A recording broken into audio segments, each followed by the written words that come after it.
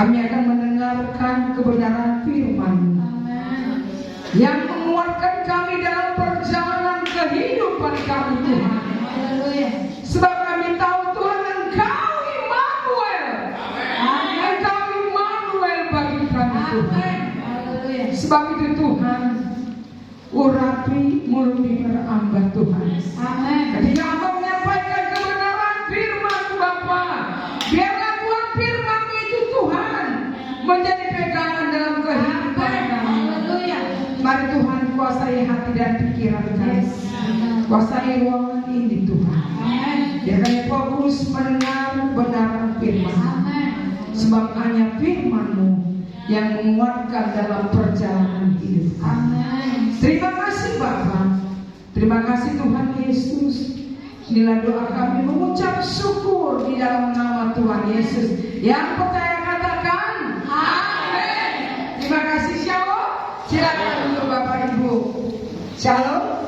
Hari ini hari yang pertama saya berada di rumah ibadah Tuhan. Kehadiran saya dari Jakarta, Bapak Ibu. Saya asli Jakarta. Saya bertempat tinggal awal Tuhan dulu di Gantancu. Sejak tahun 93 saya meninggalkan rantau Bapak. Saya hijrah ke Jakarta dan Tuhan percayakan kami sama melayani Tuhan. GBDI Renaissance. Puji Tuhan Bapak Ibu. Hari ini kita hadir bersama-sama di tempat ini sebagai hari Paskah. Saya meninggalkan, saya punya suami orang Manado, Pak Gembala, Ibu Gembala, Pampoli. Kami dikaruniakan satu orang putri, namanya Krisli Felis Poli, dan mereka berada di Manado. Karena pekerjaan saya di Jakarta selain sebagai advokat dan juga sebagai dosen dan mediator hakim di Jakarta, sehingga saya harus mondar-mandir Jakarta. Saya ke Jakarta Pak Gembala, kemana Pak Gembala? Biasanya suami minta, ini saya yang mengadu. Karena pekerjaan saya belum bisa saya tinggalkan untuk dosen, sebagai dosen tetap di beberapa perguruan tinggi yang ada di Jakarta. Baik, tak lama-lama itulah saya, nama saya Dr. Lilis Purba, SHM dan embel-embel lain. Orang kalau baca mungkin Pak Gembala kaget, kok ini gelarnya banyak banget sampai 6. Itu kasih karunia Tuhan. Apalah saya yang datang dari satu kota rantau perantau, hijrah ke Jakarta. Tapi Tuhan perkenankan, kasih karunia Tuhan, saya menjajaki sampai saya meraih gelar doktor. Saya berkepala dia Pak Gembala. Ya, saya juga membawa ada kakak saya dari Kebupaten, dari Raya dan dari Sedimpuan. Ada ponakan saya juga Wilmar yang berjemaah di tempat ini. Amin. Luar biasa Tuhannya, akhirnya saya dipertemukan tempat ini. Baik, tidak panjang-panjang karena kita harus langsung katanya ke khotbah. Baik, hari ini saya akan membawa tema tentang kuasa kebangkitan. Karena hari ini kita memperingati hari Paskah, maka kita berbicara tentang kuasa kebangkitannya. Ya, mungkin Bapak Ibu membawa Alkitab, Pak Gembala, jemaat doa kita. Amin. Kita berdiri dulu menghormati firman Tuhan. Saya angkat dari Filipi 3 ayat 10. Filipi 3 ayat 10. Amin. Katakan kiri kananmu amin. Amin. Harus dong ya. Baik, kita baca sama-sama Filipi 3 ayat 10. Yang kuhendaki ialah mengenal Dia dan kuasa kebangkitannya dan persekutuan dalam penderitaannya, di mana aku menjadi serupa dengan Dia Terima kasih, silakan duduk Bapak Ibu. Baik, hari ini kita berbicara tentang kebangkitannya, maka kita berbicara tentang Paskah. Dan saya percaya semua yang hadir hari ini sudah mengerti itu Paskah. Saya masih kecil, kalau Paskah itu mencari telur. Demikian juga di bayangan kami di Jakarta. Kalau Paskah itu pagi-pagi subuh, anak-anak mencari telur Paskah. Saya percaya itu tradisi, tapi itu masih kita jalani terus. Nah, berbicara tentang Paskah adalah perayaan keagamaan yang sangat penting bagi agama Kristen. Garis bawahi, bagi agama Kristen. Apa itu arti Paskah? Secara umum kita melihat bahwa Paskah itu adalah peringatan kebangkitan Yesus Kristus dari kematian yang diyakini terjadi pada hari ketiga setelah penyaliban. Itu firman Tuhan. Dan peristiwa itu dianggap sebagai inti dari iman Kristen. Kenapa? Karena itu Bapak Ibu menunjukkan bagaimana kemenangan Yesus atas dosa kita dan kematiannya. Maka kita bisa melihat Bapak Ibu bahwa ada beberapa poin tentang Paskah.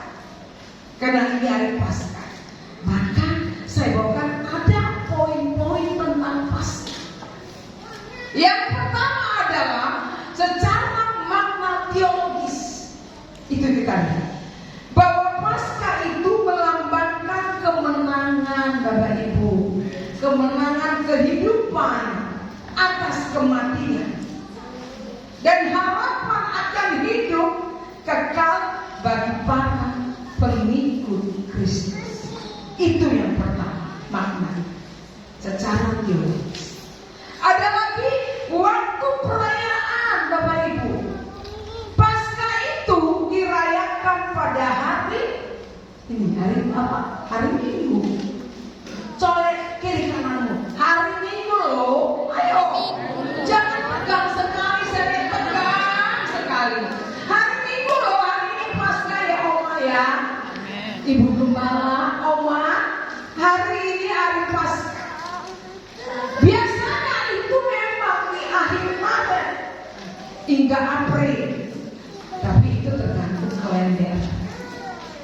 Ya, hari ini adalah hari Paskah. Kata orang, semua orang menyamakan ini dengan Minggu Paskah. Lalu yang ketiga adalah rangkaian perayaan. Rangkaian perayaan di sini adalah Paskah itu didahului masa pra-Paskah selama 40 hari. Masa puasa, masa pra-Paskah, dan nanti akan diakhiri dengan pekan suci. Itu yang biasanya.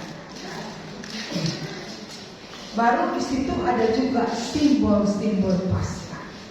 Simbol Paskah itu apa Bapak Ibu? Telur Paskah dan anak domba yang sering digunakan.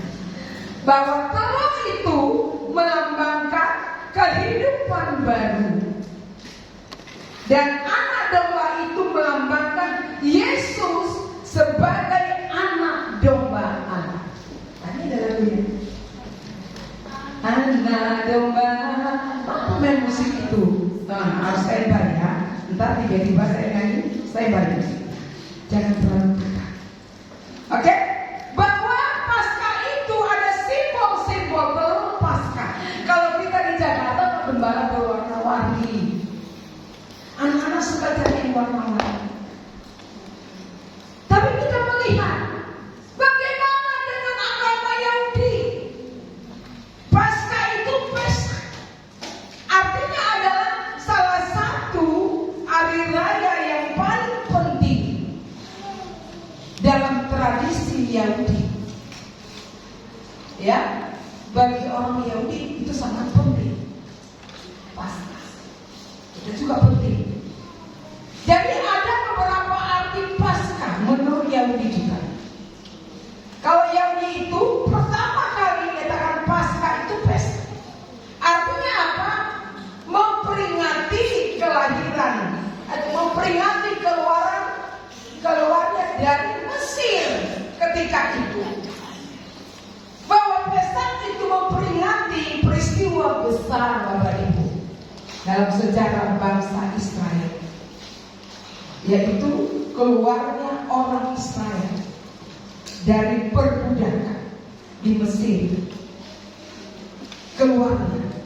Kedua, disebut itu Paskah menurut Yahudi adalah pesta. Artinya apa? Artinya itu melewati atau melompati satu peristiwa malaikat maut yang melewati apa? Rumah-rumah orang Israel saat ada tulah sebut. Saya masih ingat Bapak Ibu ya. Makanya tidak tahu Pak Gembala, Ibu Gembala mungkin sudah pernah ke Israel. Doakan Israel bisa ke Israel Ibu Gembala. Amin. Amin. Semangat dukung Pak Gembala. Sehingga ketika Pak Gembala korban, Pak Gembala ingat itu kabar maut. Saya di mana-mana kalau mau bantu, yang saya ingat itu kabar maut. Apa itu Bapak? Cerita ketika Yesus menyembuhkan, memulihkan orang lumpuh. Ada iman di sana. Ada iman yang lumpuh dan pelayan pada itu yang mengangkat orang lumpuh, mempertemukan dengan Yesus, maka terjadi pemulihan. Kalau saat ini kita apa? Gak mungkin ke sana Pak Gembala. Tapi mempertemukan, terjadi pertemuan dengan Yesus, perjumpaan dengan Yesus. Di sini tidak ada, di luar sana sering ke gereja, tapi nggak terjadi dalam hidupnya perjumpaan dengan Yesus. Kasihan sekali. Ya, saya percaya kita semua di sini, Pak Gembala dan Ibu Gembala pasti menyarankan bagaimana jemaat itu bisa bertumbuh. Amin. Amin. Nah, khotbah ini adalah mendorong jemaat untuk hidup dalam kuasa kebangkitan Kristus. Bukan hanya sebagai fakta Bapak Ibu historis, tetapi sebagai satu kekuatan yang nyata di dalam kehidupan sehari-hari. Bukan hanya fakta, tetapi kekuatan. Ya, ada beberapa poin Bapak Ibu. Yang pertama adalah bagaimana mengenal Kristus secara pribadi yang dalam. Engkau mengenal Yesus, tapi tidak mengenal secara pribadi. Kasihan deh lu, katakan gini kananmu. Kasihan deh lu. Ayo, kasihan deh lu ya, suami istri mana sini? Kasihan deh lu nggak kenal dia secara pribadi. Hanya kenal Yesus tapi nggak kenal secara pribadi. Ya, mengenal Yesus secara pribadi bukan hanya tahu tentang Yesus Bapak Ibu, tetapi mengalami hubungan pribadi dengan Yesus. Amin. Amin. Berbicara tentang mengenal Kristus secara pribadi dan mendalam. Artinya apa? Artinya naik satu tingkat dari sekedar tahu siapa itu Yesus. Jangan sekedar aja Bapak Ibu, tapi kita mengenal secara pribadi siapa itu Yesus. Amin. Amin. Ibu Gembala bilang haleluya. Masa jemaat bilang, ayo dong lambaikan tanganmu haleluya. Haleluya. Amin. Ini hari Paskah. Nah, ada beberapa aspek penting Bapak Ibu dari makna Paskah itu sendiri. Ada beberapa penting makna bagaimana mengenal Yesus secara pribadi. Harus tahu dong siapa Yesus. Yang pertama adalah ada satu perbedaan tentang tahu tentang atau tahu secara pribadi. Saya tahu loh siapa Ibu Lilis. Kok tahu? Ya tahu dong. Orang pernah khotbah di gereja kita. Tapi tahu nggak dia secara pribadi siapa Ibu Lilis? Nah ini perlu pendekatan. Jadi pengertian tahu tentang mengetahui.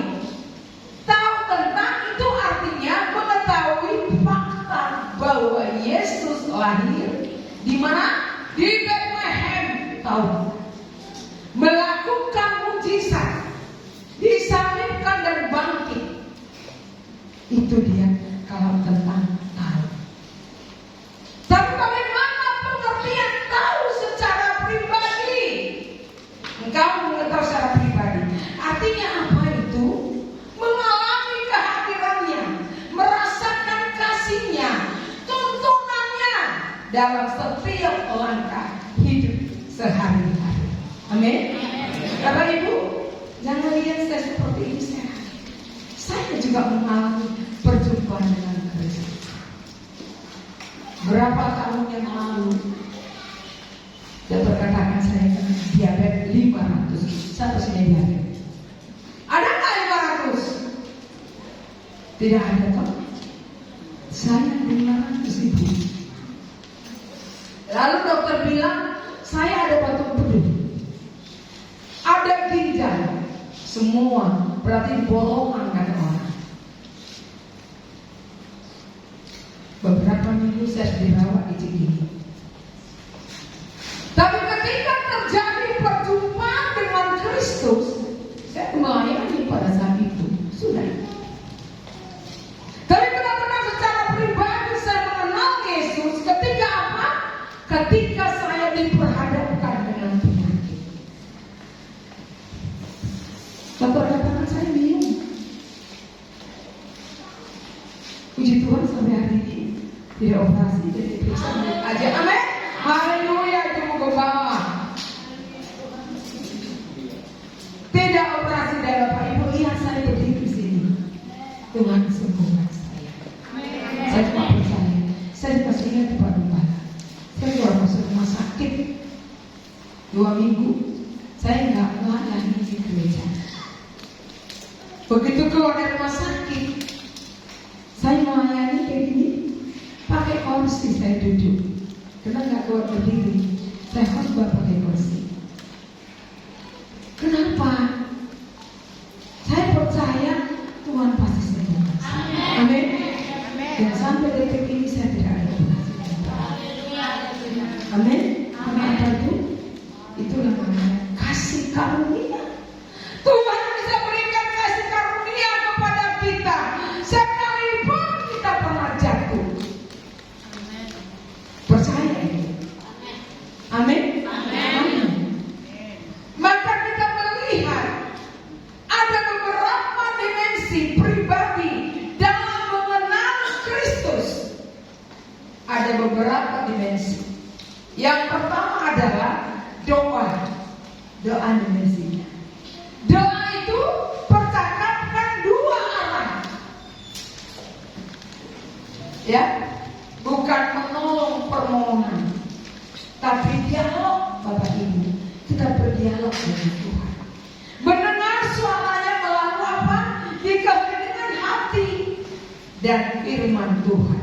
Nah, ketika saya sakit, saya hanya bisa, waktu itu anak saya masih umur 5 tahun, Bapak Ibu. Apa yang dipikirkan kawan kita kalau ada sakit sekarang itu? Ada yang mau? Apa yang dipikirkan kawan Ibu? Hah? Gimana Bu?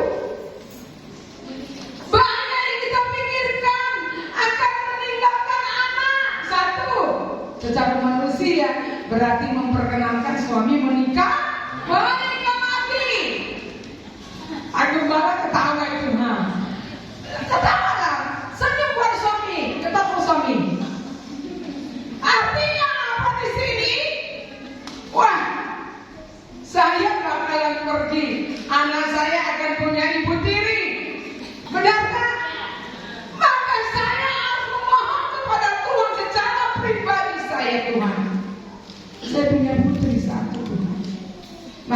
usia 5 tahun. Bagaimana nanti ke depan ya Tuhan? Itulah kok manusianya kita, Bapak Ibu. Manusianya kita, walaupun saya pada satu dari Ibu Gembala. Itu yang pertama. Yang kedua adalah bahwa firman itu sebagai cerminan rohani. Maka ketika engkau membaca Alkitab dengan hati yang terbuka, membiarkan teks itu mengkoreksi dan membentuk cara pandang dan tindakan kita. Bapak Ibu, saya ini sekarang usia 56, tapi orang gak percaya. Masa sih kayaknya masih 45 Ibu. Kalau Ibu Gembala, berarti ada iya atau tidak? Benar tidak? Saya udah 56, udah oma-oma, dan punya cucu satu. Artinya apa di sini?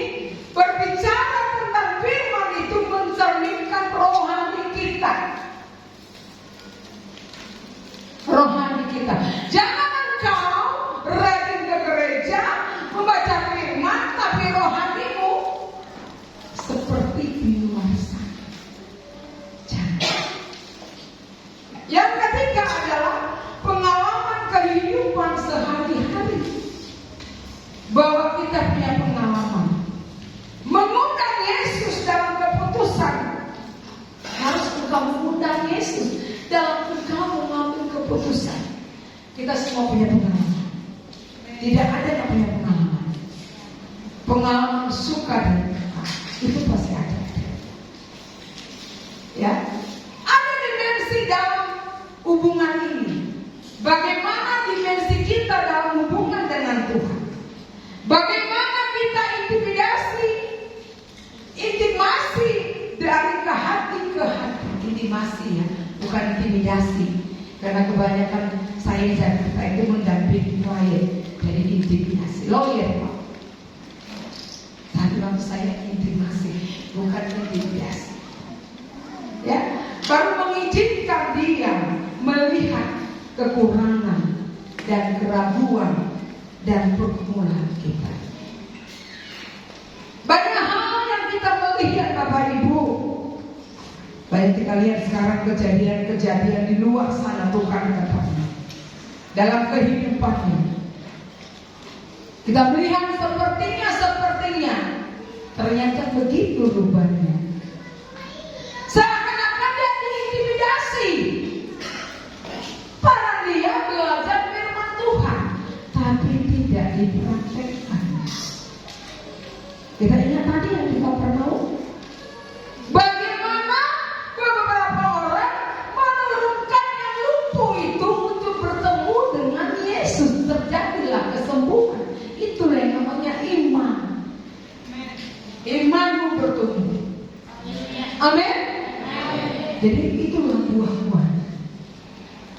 Bagaimana buah dari mengenal Kristus secara pribadi dan mendalam? Bagaimana caranya? Gampang. Itu ada perubahan karakter. Yang tadinya engkau pemabuk, sekarang pelan-pelan. Yang tadinya engkau perokok, sekarang sudah mulai lepaskan. Saya kaget Pak Gembala. Saya dengar orang duduk sama ponakan saya, Irma. Dulu waktu dia masih muda, suka datang ke rumah. Ke tempat lantai 3 itu tempat ibadah, lantai 3. 1 kantor lawyer, 2 pastorat, 3 rumah ibadah. Jadi datang ibadah. Saya tanya dia, Will, kamu masih merokok, Will? Enggak. Puji Tuhan. Inilah lahirnya perkataan-perkataan Tuhan Yesus lewat Pak Gembala dan Ibu Gembala. Amin. Amin. Gak gampang melupakan rokok Pak Gembala. Gampang. Kata orang, saya juga tak tahu. Saya gak merokok. Tapi kata orang susah. Tapi ketika dia berkata, tangan gak merokok lagi, puji Tuhan. Ya. Saya gak perlu bilang ini lagi. Rokokmu itu bisa beli susu anakmu, lumayan. Tapi gak perlu saya katakan itu, stop saya langsung. Puji Tuhan. Amin. Haleluya. Sama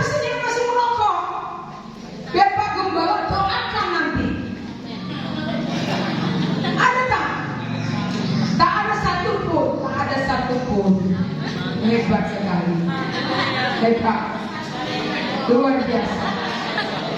Gak ada satu pun loh. Ya Wilmar, ada satu pun di sini ya. Tetap saya tunjuk ke dia. Maaf karena saya tak dia sini Pak. Dan kedua adalah kedamaian. Kedamaian dari sukacita. Tahan diuji. Bukan sekedar perasaan, melainkan kepastian batin bahwa kita dicintai dan dibiarkan Tuhan. Kedamaian.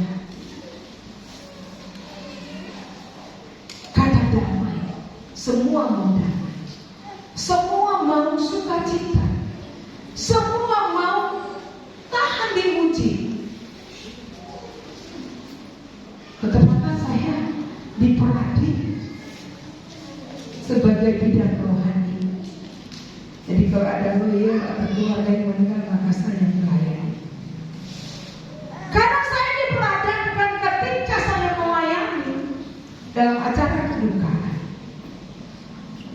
saya diperadakan dengan jenazah teman dia yang meninggal. Di situ saya merasakan suatu ucapan syukur dari Tuhan ketika melihat teman saya berbalik kaku. Persidangan, tapi saat itu saya melihat terbujur kaki. Tuhan mengingatkan saya, engkau masih dalam antrian Dennis. Amin. Saya masih dalam antrian Bapak Ibu. Nggak tahu besok lusa kita Tuhan sudah panggil antrian. Sebab itu engkau harus mengucap syukur. Amin. Amin. Gitu ya. Yang ketiga adalah hidup yang bermanfaat bagi orang lain. Engkau harus hidup bermanfaat bagi orang lain, yaitu dikaruniakan hikmat dan kasih untuk melayani, memberi dan memberkati sesama. Amin. Memberkati sesama. Jangan engkau hanya merasa sudahlah. Artinya apa di sini? Kalau kita tadi berbicara demikian, maka kita harus melihat bagaimana refleksinya kepada kita pribadi, secara pribadi. Maka secara pribadi dalam doa pembacaan Alkitab diakhiri, hal inilah yang paling menyentuh hati tentang Kristus. Engkau akan tersentuh.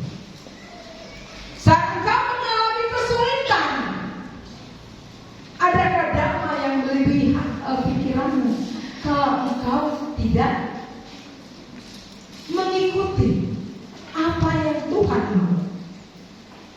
Itulah berbicara Paskah. Yang kedua adalah berbicara dengan kuasa kebangkitan, seperti teks tadi. Kuasa kebangkitan. Berbicara kuasa kebangkitan itu adalah kemenangan atas dosa dan maut. Kemenangan atas dosa dan maut. Dan kuasa ini memungkinkan kita menang atas kelemahan dan pencobaan. Banyak orang berkata, kalau saya, ibu kan bisa demikian, tapi ibu mengalami enggak? Apa yang saya alami? Mengalami. Saya kadang-kadang Bapak Ibu, kalau sidang, ingat saya masih kecil, anak saya tinggalkan di rumah. Umur 5 tahun saya keluar ke Tilang Muntah. GPDI Tilang Muntah, saya di sana. Anak saya tinggalkan. Saya tinggal di hotel, atau kadang-kadang saya di Pastori MD.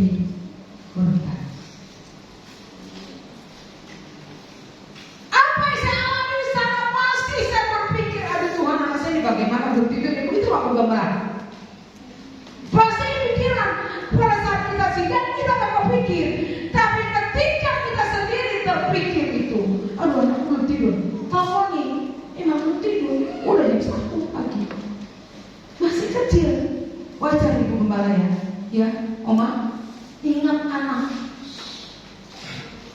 Maka ini yang suka sedemikian. Jangan ya. Tanpa lihat Yesus engkau Allah Tuhan juru mudi. Ada yang tahu lagu ini? Kita Kristen berdiri dulu supaya ngantuk. Ayo berdiri. Biar jangan ngantuk. Haleluya. Dan ngantuk ya. Kita akan pujian ini. Yesus adalah juru mudiku.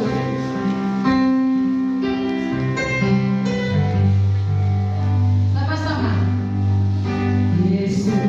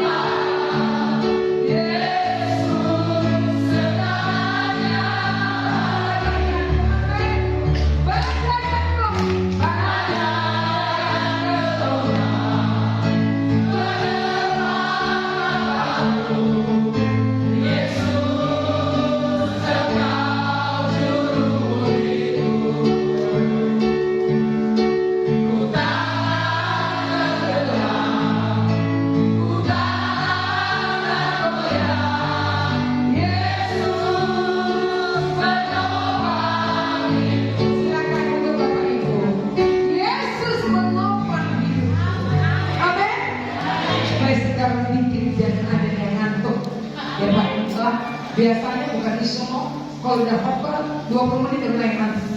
Pak ini sama Bang Ani pendeta ini khotbah. Jadi memang harus diatur. Ada saatnya kita sambil khotbah memuji Tuhan. Amin. Maka kita melihat Bapak Ibu ada perasa kuasa kebangkitannya. Hal ini sering merujuk kepada kuasa ilahi yang membangkitkan Yesus. Membangkitkan Yesus Kristus dari kematian. Itu bisa kita. Maka ada beberapa poin Bapak Ibu. Kuasa dari kebangkitan. Ada Ada beberapa poin. Yang pertama adalah kemenangan atas dosa dan maut.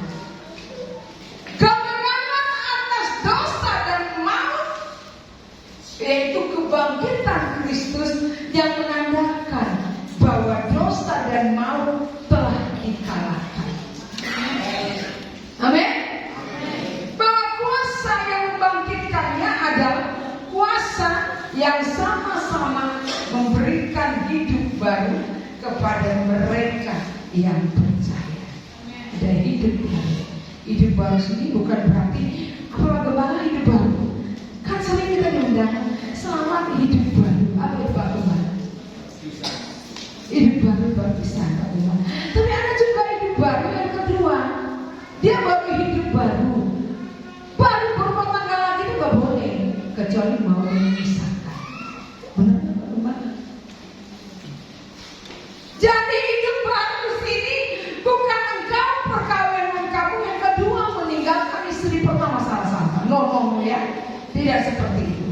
Tapi hidup baru di sini adalah terjadi perjumpaan dengan Kristus. Engkau meninggalkan jalan-jalanmu yang dulu suram. Maka ketika engkau terjadi perjumpaan dengan Yesus, maka itu engkau tinggalkan. Amin. Amin. Karena sama seperti Kristus telah dibangkitkan dari antara orang mati oleh kemuliaan Bapa. Sehingga kita melihat bahwa hidup di sini nanti dibaca aja Bapak Ibu atau satu orang atau Pak Gembala yang membaca deh Roma 6 ayat 4. Coba dibacakan.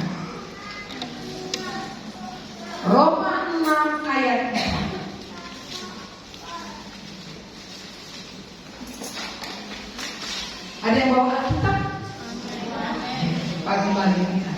Roma 6 ayat 4. Maaf suruh ini mau membaca firman. Silakan. Tuhan, dengan demikian kita telah dikuburkan bersama-sama dengan Dia oleh baptisan dalam kematian, supaya sama seperti Kristus telah dibangkitkan dari antara orang mati oleh kemuliaan Bapa, demikian juga kita akan hidup dalam hidup yang baru. Amin. Amin. Engkau akan jadi hidup baru ketika Tuhan Yesus meninggal dan dibangkitkan. Ketika engkau percaya dalam keterpurukanmu, engkau hidup dalam dunia dosa. Ketika engkau jatuh, tapi ada perjumpaan dengan Yesus, maka engkau akan menjadi hidup baru. Kau meninggalkan kisah-kisah yang lalu. Amin. Kedua, jaminan kebangkitan bagi orang percaya. Jadi kuasa kebangkitan itu yang kedua adalah jaminan kebangkitan bagi orang percaya. Bahwa kebangkitan Kristus menjadi jaminan bahwa mereka yang percaya kepadanya juga akan dibangkitkan. Artinya apa? Bahwa Kristus telah dibangkitkan dari antara orang mati sebagai buah sulung dari orang yang telah meninggal. Nanti baca di rumah aja 1 Korintus 15 ayat 20. Kalau sini kelamaan di Pak Gembala, dicatat aja. Apa sih itu? Jangan-jangan berusaha ngomong. Ya. Yang ketiga adalah kuasa yang hidup dalam kemenangan. Hari ini kita pasrah hidup dalam kemenangan. Kuasa kebangkitannya bukan hanya kehidupan kekal di masa depan, tetapi juga kuasa yang memberi kekuatan bagi orang hidup yang percaya saat ini, bahwa untuk hidup dalam kemenangan atas kelemahan, pencobaan dan tantangan. Kita pasti tidak mempunyai masalah, tantangan, cobaan yang sangat. Tantangan itu bisa aja terjadi dari orang di sekitar kita, yang kita kasihi, yang kita sayangi, atau dari teman sekantor, bisa jadi. Yang keempat adalah pemulihan dan harapan. Ini yang selalu kita katakan kepada saudara kita. Kalau dia dalam keadaan terbelenggu, dalam keadaan sakit, kau katakan engkau pasti dibantu. Amin. Ini Oma udah usia 80 ya Oma. Berapa Oma usia? 70 Oma? 82. Luar biasa. 82 masih sehat ya Oma. Kalau kita lihat sekarang masih 40 udah di stroke. Sudah stroke. Diabetes seperti yang bicara sekarang. Tapi yang bicara sekarang sudah pulih 120. Itu udah pulih, udah normal sedikit. Dibanding dengan 500 ya Pak kemarin ya. Oke. Kuasa itu juga berbicara tentang pemulihan Bapak Ibu.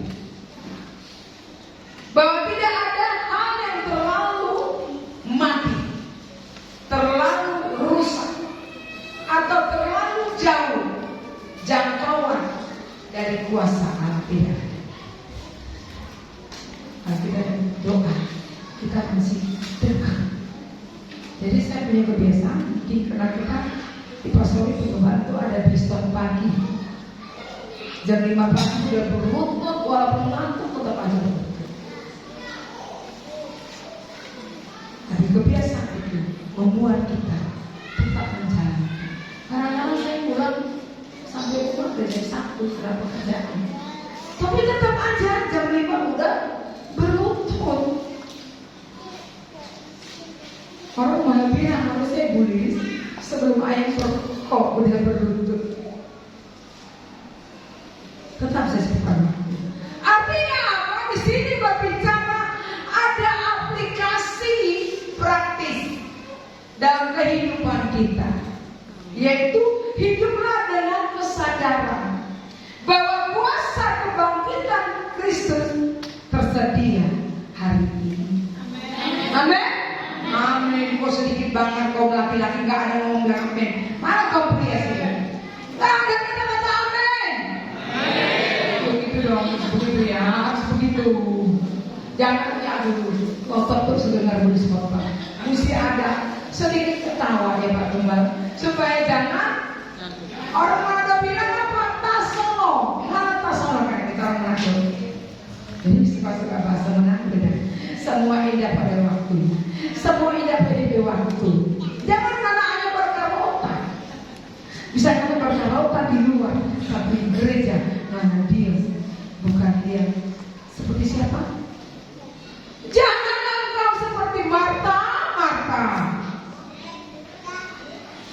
Hanya kau berkarota, tapi kau tidak duduk diam di kaki Yesus. Amin. Amin.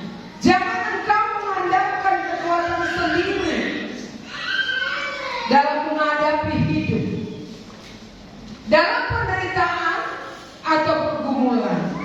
Ingat Bapak Ibu, ada kuasa yang sanggup membangkitkan harapan. Kalau engkau percaya dengan Tuhan, maka di sana ada kuasa yang membangkitkan engkau untuk dipulihkan. Amin. Sudah berkorban Pak korban di sana. Udah korbanan belum? Iya dulu. Belum kepanjangan? Nanti kepanjangan pulang dengan Tuhan tuh yang dilakukan sana. Tidak ada sini, tidak ada sini, tidak ada. Ya, kembali Jumat terbiasa 1 jam khotbah. Tapi saya kalau Pak Gembala biasanya 20 menit.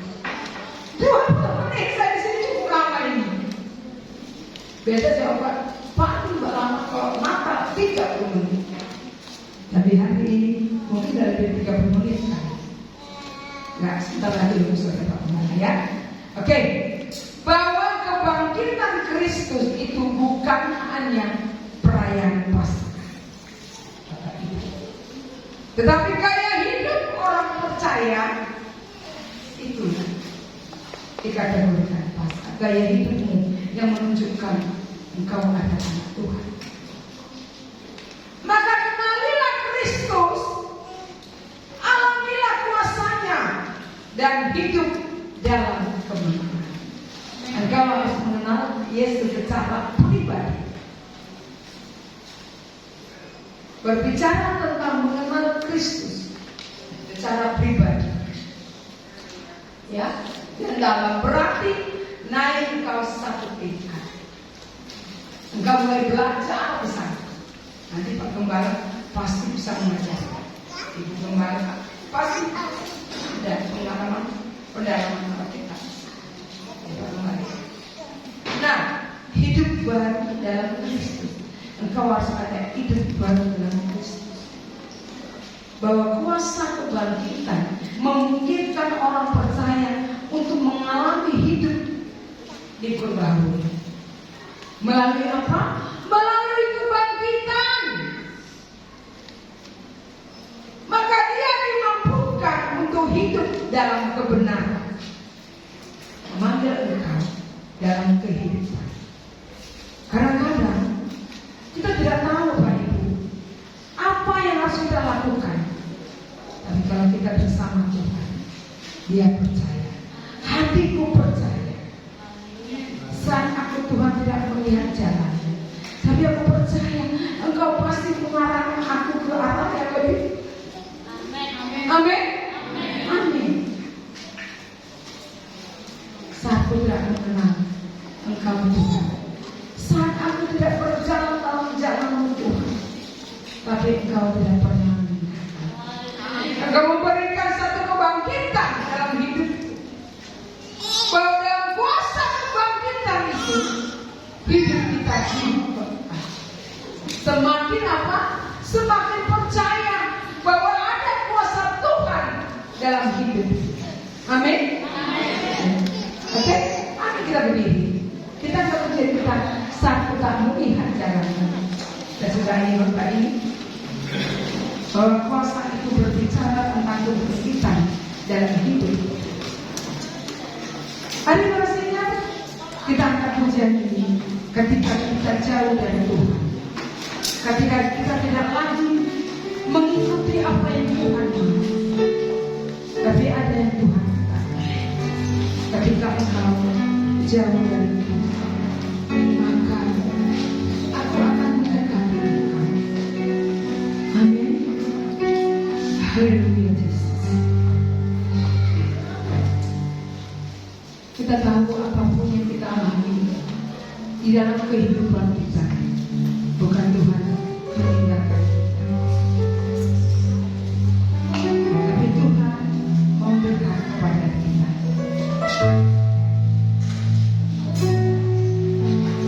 Amin, amin. Kita angkat pujian ini dengan merenungkan dari hati yang dalam. Saat aku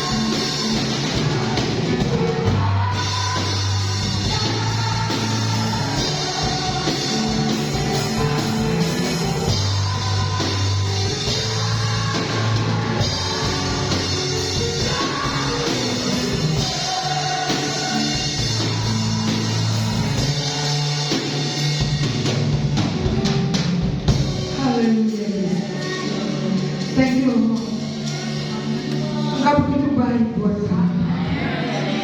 Engkau tidak pernah meninggalkan kami. Sebab itu Tuhan, kami percaya Tuhan, apapun yang kami alami hari-hari ini, ada maksud rencana-Mu yang indah. Kebangkitan-Mu Bapa, yang menguatkan kami dalam perjalanan hidup. Terima kasih Tuhan. Jadikan kami Tuhan sebagai anak-anak-Mu yang begitu mengasihi Bapa. Kau tidak pernah meninggalkan kami Bapa. Sekalipun kadang-kadang kami Tuhan meninggalkan jalan-Mu, tapi kami tahu Tuhan, apapun yang kami alami Tuhan, itu adalah Engkau mengasihi kami. Terima kasih Bapa. Biarlah firman-Mu yang telah kami kabur dapat menjadi pegangan kehidupan dalam kami menjalankan dalam kehidupan. Biarlah kasih-Mu yang mengalir dalam hidup sebagai kebangkitan-Mu Bapa. Terima kasih Tuhan. Inilah doa kami mengucap syukur di dalam nama Tuhan Yesus yang percaya katakan.